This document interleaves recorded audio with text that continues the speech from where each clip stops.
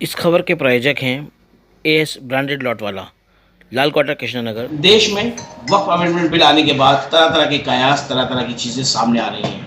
हालांकि अभी ये बिल पूरी तरह से लागू नहीं हुआ है, लेकिन इसके साइड इफ़ेक्ट्स पूरे देश भर से, अलग अलग स्टेट से आने शुरू हो गए हैं और तमाम तरह की चीज़ें मुसलमानों को फोकस करके की जा रही हैं, हो रही हैं। कहीं हुड़दंग है, कहीं यात्रा के नाम पर हुड़दंग है, कहीं रैलियाँ निकल रही हैं, कहीं मस्जिद कहें या फिर धार्मिक स्थल कहें, उनके आगे हुड़दंग मच रहा है। कोई कहने वाला नहीं, कोई उन पर कोई एक्शन लेने वाला नहीं। हाँ, इतना ज़रूर है कि अगर कोई विरोध में काली पट्टी हाथ पर बांध दे तो उसको ज़रूर लाखों के नोटिस भेजे जा रहे हैं। अभी इन सारे मुद्दों पर बात करने के लिए हमारे साथ मौजूद हैं राष्ट्रीय मुस्लिम सेवा संघ के दिल्ली प्रदेश अध्यक्ष डॉक्टर अख्तर हुसैन। उनसे जानेंगे इन सारे मुद्दों पर उनकी क्या राय है और वो इस सारी चीज़ों को कैसे देख रहे हैं। डॉक्टर साहब, सबसे पहले तो राष्ट्रीय मुस्लिम सेवा संघ का दिल्ली प्रदेश का अध्यक्ष बनाए जाने पर आपको बहुत बहुत मुबारकबाद। बहुत बहुत शुक्रिया। मैं ये जानना चाहता हूं कि देश के जो मौजूदा हालात हैं उसे आप कैसे देख रहे हैं। सबसे पहले देखिए, मैं पहले आपको मुस्लिम जो राष्ट्रीय सेवा संघ है उसके बारे में बता दूँ। जी,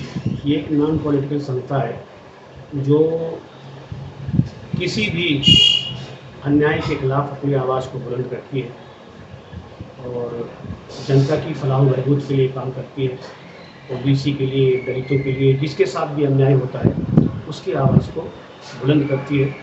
और हमारे राष्ट्रीय अध्यक्ष जी ने मुझे दिल्ली प्रदेश का अध्यक्ष नियुक्त किया है और हम इसमें संगठन बनाने का काम करते हैं। तो किस तरह की जो आवाज़ है आपका जो ये संघ है ये उठाने जा रहा है दिल्ली में, किस तरह की इसको लेके चलेंगे? वो आवाज़ जो जनता की अन्याय के, जिसके जनता के साथ जो अन्याय हो रहा है, हर उस अन्याय के खिलाफ हम आवाज़ को अपनी बुलंद करेंगे। भले ही ये ज़रूरी नहीं कि मुस्लिमों के साथ अगर कोई अन्याय हो रहा है या मुस्लिम समाज के साथ कोई अन्याय हो रहा है हम उसके खिलाफ आवाज़ बुलंद करना, ऐसा नहीं है। किसी के साथ कोई अन्याय अगर हो रहा है तो मुस्लिम सेवा संघ उस पर अपनी आवाज़ को बुलंद करेगा। तो इसके लिए क्या आप लोग जल्दी इसकी कोई तश्कील करने जा रहे हैं इस संगठन को लेकर? मुस्लिम सेवा संघ का दिल्ली प्रदेश में पूरा संगठन बनने जा रहा है और हम कोशिश में लगेंगे, इंशाल्लाह बहुत ही जल्द इसका एक संगठन बन जाएगा। बहुत बहुत शुक्रिया डॉक्टर साहब। अब बात करते हैं देश के ताज़ा हालात की और वक्फ बिल जो केंद्र ने अभी लागू किया है, जिसे पारित किया है, उस पर हम बात करते हैं। देखिए, जिसके पास लोकतंत्र में जिसके पास संख्या होती है, जिसके पास पूरी संख्या होती है, जिसके पास, तो वो कोई भी बिल पास कर सकता है। ये वक्फ बिल क्या, जो उसकी मर्जी है। अगर उसका राज्यसभा में पूरा नंबर है और अगर उसका लोकसभा में पूरा नंबर है तो वो कोई भी बिल पास कर सकता है। और रहा विपक्ष का मामला, तो विपक्ष तो सिर्फ अपनी आवाज़ को ही बुलंद कर सकता है।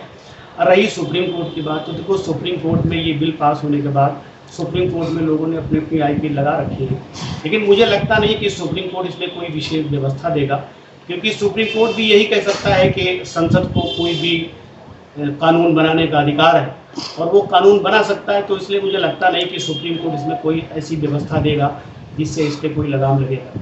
डॉक्टर साहब, अभी तो ये बिल जो है, ये एक्ट बना है, अभी इसको लेके लागू नहीं हुआ, लेकिन अभी इसके साइड इफेक्ट्स जो है देश के अलग अलग जगहों से, चाहे उत्तर प्रदेश को, चाहे उत्तरांचल को, वहां से सामने आने शुरू हो गए। मदरसों पे एक्टिव एक्शन हो रहे हैं। ये साइड इफेक्ट नहीं है, इससे सरकार की मंशा जाहिर होती है कि वक्फ अमेंडमेंट बिल लाया क्यों गया। आप देखिए, वक्फ अमेंडमेंट बिल अभी पूरी तरीके से लागू नहीं हुआ, लेकिन जितनी भी भाजपा सरकार वाली राज्य है, जहाँ जहाँ भाजपा की सरकारें हैं, वहाँ पर इसके खिलाफ जो है कार्रवाई शुरू हो चुकी है। मदरसों को सील किया जा रहा है, कहीं कहीं मदरसों पे बिल्डोज़र चला जा रहा है, मतलब कि अवैध मदरसों के नाम पे बिल्डोज़र चल रहा है। मैं आपको बता दूं कि अवैध और वैध मदरसे होते क्या। देखिए, अगर कोई मदरसा सरकारी ज़मीन पर बना हुआ है और वो मदरसा चल रहा है और सरकार में उसका रजिस्ट्रेशन नहीं है, तो आप उसको अवैध मदरसा मान सकते हैं। अगर वक्फ की ज़मीन पे कोई मदरसा बना हुआ और उसके मदरसे के पास कोई रसीद नहीं है, कोई प्रॉपर्टी के कागज़ नहीं है, आप उसे अवैध मदरसा मान सकते हैं। लेकिन अगर गाँव में, कस्बों में कोई छोटे छोटे लोग अपनी निजी ज़मीन पर गांव के बच्चों को, कस्बों के बच्चों को दीनी तालीम देने के लिए छोटे छोटे अपने मकानों में मदरसा खोल रहे हैं, शिक्षा दे रहे हैं, तो मुझे लगता है कि सरकार को इससे कोई आपत्ति नहीं होना चाहिए। क्योंकि देखिए, शिक्षा जो है, शिक्षा पर सबसे ज़्यादा भीमराव अम्बेडकर साहब ने शिक्षा पर जोर दिया, हमारे नबी अकरम सल्लल्लाहु अलैहि वसल्लम ने सबसे ज़्यादा शिक्षा पर जोर दिया और जितने भी हमारे समाज सुधारक हुए उन सब ने शिक्षा पर जोर दिया। तो देखिए, सरकारी जो स्कूल हैं और सरकारी जो शिक्षा व्यवस्था है उससे तो आप परिचित हैं।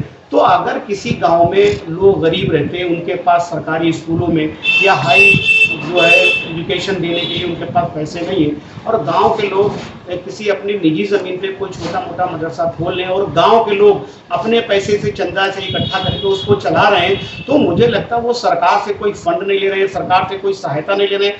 तो मुझे लगता है कि सरकार को इसमें कोई आपत्ति नहीं होना चाहिए, लेकिन सरकार इस वक्फ बिल के जो आड़ में जो है, इस बिल के आड़ में जो है वो मदरसों पे कार्रवाई कर रही है, अवैध मदरसों के नाम पर कार्रवाई कर रही है। कहीं मदरसे सील किए जा रहे हैं और कहीं कहीं मदरसों पे बिल्डोजर चल रहा है। इससे आप अंदाजा लगा लीजिए कि वक्फ बिल जो अमेंडमेंट बिल आया है, इसकी मंशा क्या है, सरकार की मंशा क्या है, वो अंदाजा आप लगा सकते हैं। डॉक्टर साहब, बिल अभी जिस तरह से आप बात कर रहे हैं, मदरसों पर कार्रवाई हो रही है, वैसे हो रही है, लेकिन इसका जो आप इसको देख रहे हैं, इसमें जो मुस्लिम तंजीमें हैं, उनका आपको कितना इसमें रोल लग रहा है कि क्या वाकई वो लोग जितना मजबूती से इसका विरोध जताना चाहिए था वो जता पाए? देखिए, एक तो बहुत सारी जो अलग अलग तंजीमें हैं, बिल्कुल, और उनके अलग अलग विचार हैं, उस विचार से भी जो है एकता न हो पाने की वजह से पूरी आवाज़ जो है बुलंदी के साथ आवाज़ उठ नहीं पाती है। नंबर एक बात तो ये, और नंबर दो बात ये कि देखिए, मैंने आपसे पहले कहा कि जब सरकार के पास पूरी संख्या है, राज्यसभा में भी और लोकसभा में भी, और वो कानून बन गया, राष्ट्रपति ने उसके ऊपर मुहर भी लगा दी, तो मुझे लगता है कि अब किसी को विरोध करने का कोई बहुत ज़्यादा इसमें रह नहीं गया। अगर सड़कों पे हम विरोध करेंगे तो क्या होगा? आप सब देख रहे हैं कि जब जब मुसलमान अपने फलाह बहबूद के लिए सड़कों पे आया, विरोध करने के लिए, किसी भी अन्याय के विरोध करने के लिए आया, तो नुकसान किसका हुआ? नुकसान उसमें मुसलमानों का ही हुआ। मुसलमानों को जेल में डाल दिया गया, उनके ऊपर जो है लंबे लंबे मुकदमे लगा दिए गए। अभी देखिए कि वो वक्फ बिल के खिलाफ आपने सुना होगा कि जो काली पट्टी बांधकर लोग बिल्कुल निकले, ये एक एहतिजाज करने का तरीका है। मुझे लगता है सबसे पीसफुल तरीका है। जी हाँ, उसमें एहतिजाज करने के तरीके पे भी अगर प्रशासन ने उनको नोटिस भेजा, 2-2 लाख के नोटिस बॉन्ड भरने के लिए भेजा है, तो आप इसी से अंदाजा लगा लीजिए कि जब कानून बन चुका है, तो अगर रोड पे आप आके विरोध करेंगे, देखिए सीधी सी बात यही, जब आप रोड पे विरोध करेंगे, शरारती तत्व होंगे, उसमें कोई पत्थरबाजी करेगा, वो शरारती तत्व जो है पत्थरबाजी करके भाग जाएगा, आप फंसेंगे, प्रशासन आपको ले जाएगा, उसमें परेशानी आपकी। तो मुझे लगता है कि पीसफुल तरीके से, जैसे तमाम सारी जो है संस्थाएं हैं वो गए हैं सुप्रीम कोर्ट, और सुप्रीम कोर्ट से इंसाफ की गुहार लगाई है, तो मुझे लगता है कि सुप्रीम कोर्ट इसे देखेगा। और देखिए, इस वक्त बिल में 2-4 पॉइंट्स ऐसे हैं जिस पे सुप्रीम कोर्ट मुझे लगता है कि 100% जो है संज्ञान लेगा और उस पर कोई ना कोई व्यवस्था देगा। डॉक्टर साहब, अब बात करते हैं दिल्ली की और दिल्ली की सरकार की। दिल्ली सरकार आई है, उसे महीनों धीरे धीरे महीना गुजर गया, दूसरा महीना लग गया, तीसरा शुरू हो गया, तो जो उन्होंने वादे किए थे दिल्ली की आवाम से, दिल्ली की जनता से, वो कहीं ना कहीं उस पर खरी नहीं उतर रही। चाहे वो 2500 की बात हो, चाहे वो त्योहार पर सिलेंडर देने की बात हो, इसके अलावा भी बहुत सारी चीजें हैं, वो कहीं ना कहीं सफल होती दिखाई नहीं दे रही। देखिए, दिल्ली सरकार को जिन लोगों ने चुना है, दिल्ली सरकार को जिन लोगों ने चुना है, ये सवाल वो लोग दिल्ली सरकार से पूछेंगे कि अगर उन्होंने 2500 रुपये के नाम पर वोट दिया है तो उन्हें 2500 रुपये क्यों नहीं मिल रहे? अगर उन्होंने जिन जिन वादों पे, जिन जिन भारतीय जनता पार्टी के वादों पे उन्होंने वोट दिया है और उनको जो है वो वादे पूरे नहीं हो रहे, उनको सुविधा नहीं मिल रही, तो वो जनता सरकार से सवाल पूछेगी। देखिए, पॉलिटिकल पार्टी जो विपक्ष का जो काम होता है, वो तो सिर्फ सरकार को याद दिलाना होता है कि आपने ये वादे किए थे और ये वादे आपको पूरा करना है। बाकी काम सारा जनता का होता है। जिस जनता ने सरकार को चुना है अपने वोटों से, उस जनता की जिम्मेदारी बनती है कि वो सरकार से सवाल पूछे। मीडिया की जिम्मेदारी बनती है कि वो सरकार से सवाल पूछे। मीडिया की जिम्मेदारी सिर्फ विपक्ष से सवाल पूछना नहीं है, मीडिया की जिम्मेदारी है कि वो सरकार से सवाल पूछे कि आपने जो जो वादे किए थे।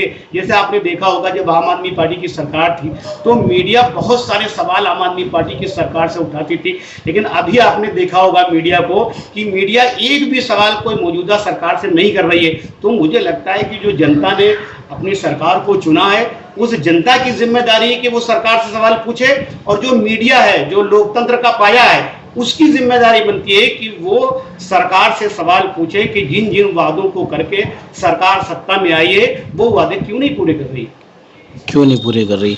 तो कुल मिला के बात की जाए सारे मुद्दों पर, तो कहीं ना कहीं देखने में आ रहा है कि सरकार, चाहे वो केंद्र सरकार हो चाहे वो दिल्ली सरकार हो, महंगाई लगातार बढ़ रही है, बेरोजगारी चरम सीमा पर है, वो कहीं ना कहीं जो मेन जो चीज है उससे ध्यान बढ़ाने के लिए तरह तरह की चीजें सामने आ रही है, तरह तरह की चीजें हो रही हैं, उस पर जो एक ग्राउंड लेवल पे काम होना चाहिए वो नहीं हो पा रहा। देखिए, जितने भी अभी तक बिल आए मुसलमानों के लिए लोग समझते हैं, उसका मकसद ही यही है कि जो मुद्दे हैं रोज़गार, महंगाई, नौकरी, इन मुद्दों से जनता के जो दिमाग है उसको हटा दिया जाए, बिल्कुल एकदम डाइवर्ट कर दिया जाए। इसी वजह से ये जो है अभी देखिए, जब से ये बिग बिल वक्फ बिल का मसला हुआ है तब से सारे मीडिया चैनलों पे 24 घंटे यही वक्फ बिल की चर्चा हो रही है। बिल्कुल। ना कोई बेरोजगार की चर्चा हो रही है, ना कोई महंगाई की चर्चा हो रही है, ना कोई नौकरी की चर्चा हो रही है, कोई चर्चा नहीं। तो देखिए, जितने भी ये बिल आते हैं,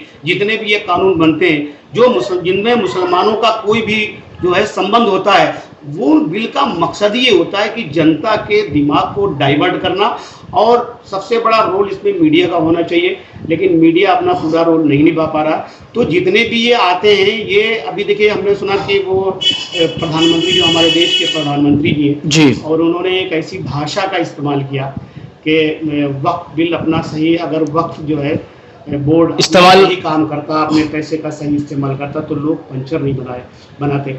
मुझे लगता है कि प्रधानमंत्री जी या तो 140 करोड़ जो जनसंख्या हमारे देश में है उससे पूरी तरीके से परिचित नहीं है, और या फिर प्रधानमंत्री जी जानबूझकर ऐसी भाषा का इस्तेमाल करते हैं। प्रधानमंत्री का जो पद होता है वो एक संवैधानिक बहुत ही ऊंचा और पढ़ा लिखा पद होता है। प्रधानमंत्री एक ऐसी भाषा अगर किसी कम्युनिटी के लिए इस्तेमाल करे कि लोग पंचर बनाते हैं, तो क्या पंचर कोई सिर्फ मुसलमान ही थोड़ी बनाता है। आप घूम कर जाकर देखो कि हिंदू भाइयों में भी बहुत सारी बेरोजगारी है। सबसे ज़्यादा बेरोजगारी तो हिंदू भाइयों में, वहाँ भी लोग पंचर बनाते हैं। और दूसरी बात, कोई भी काम करना बुरा नहीं होता है, कोई भी काम करना बुरा नहीं होता है। चाय बेचना बुरा नहीं होता है, बिरयानी बेचना बुरा नहीं होता है, उसी तरीके से पंचर लगाना बुरा नहीं होता है। तो हमारा मतलब है सब काम जो है, प्रधानमंत्री जी खुद कह रहे थे कि पकोड़े बेचना अच्छा काम है और पकोड़े बेच के रोजगार चलाना चाहिए। तो जब प्रधानमंत्री जी पकोड़े बेचने को अच्छा काम कर रहे हैं, तो पंचर बनाने जैसे जो लफ्ज़ का इस्तेमाल करके मुझे लगता है ये किसी कम्युनिटी का वो अपमान कर रहे हैं। ऐसी भाषा का इस्तेमाल प्रधानमंत्री जी को करना नहीं चाहिए। डॉक्टर साहब, एक आखिरी सवाल, आवाम के लिए आपकी तरफ से क्या मैसेज है?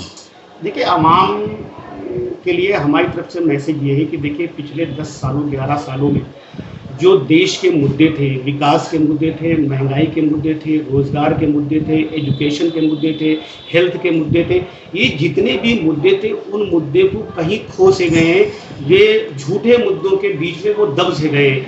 तो मैं जनता से गुजारिश करूंगा कि जितने भी ये मुद्दों को दबाने के लिए बिल आते हैं या कोई कानून बनता है, तो उनको दरकिनार करके जो मुद्दे असली मुद्दे हैं उन्हीं मुद्दों पे फोकस करना चाहिए और सरकार से सवाल पूछना चाहिए। महंगाई के मुद्दे पे, बेरोजगारी के मुद्दे पे, एजुकेशन के मुद्दे पे, स्वास्थ्य के मुद्दे पे, इन सब चीज़ों पे सवाल पूछना चाहिए। तभी देश का विकास संभव है जब इन मुद्दों पे बात होगी। और अगर ये खाली मूली बात, छोटी मोटी बातों पे बात होती रहेगी, कभी वक्फ बिल, कभी ये, कभी वो, तो फिर इससे देश जो है विकास के रास्ते पे नहीं जा पाएगा। बहुत बहुत शुक्रिया डॉक्टर साहब।